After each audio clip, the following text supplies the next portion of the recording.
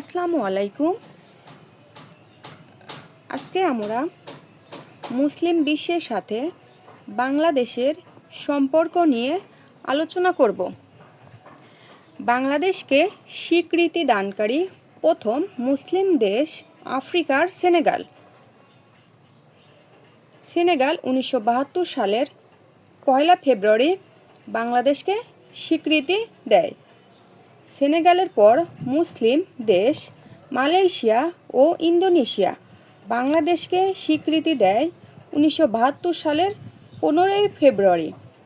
সেনেগালের পর বাংলাদেশকে স্বীকৃতি দান করেন মালয়েশিয়া ও ইন্দোনেশিয়া 1972 সালের 25 ফেব্রুয়ারি।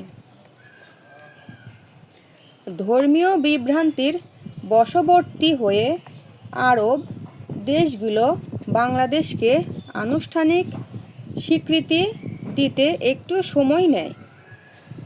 আরব মধ্যপ্রাচ্যর উপসাগরীয় দেশসমূহের মধ্যে বাংলাদেশকে প্রথম স্বীকৃতি দেয় ইরাক 1972 সালের 8 ফেব্রুয়ারি।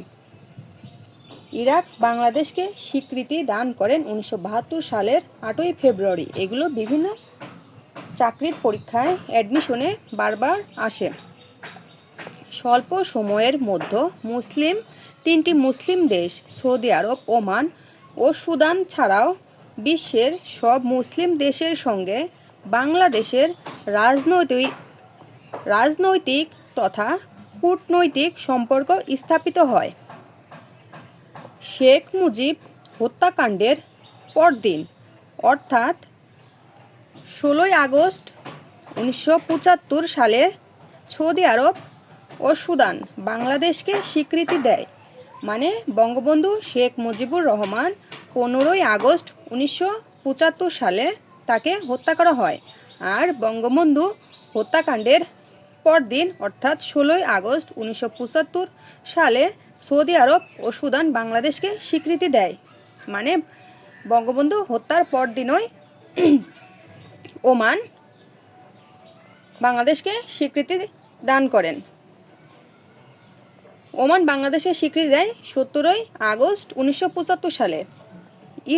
ইরানের মধ্যে ভ্রাতৃঘাতী যুদ্ধ বন্ধে রাষ্ট্রপতি জিয়াউর রহমান বলিষ্ঠ ভূমিকা রাখেন। মানে ইরানের মধ্যে ভ্রাতৃঘাতী যুদ্ধ বন্ধে রাষ্ট্রপতি জিয়াউর রহমান বলিষ্ঠ ভূমিকা রাখেন। আজকে এ পর্যন্তই। আসসালামু আলাইকুম।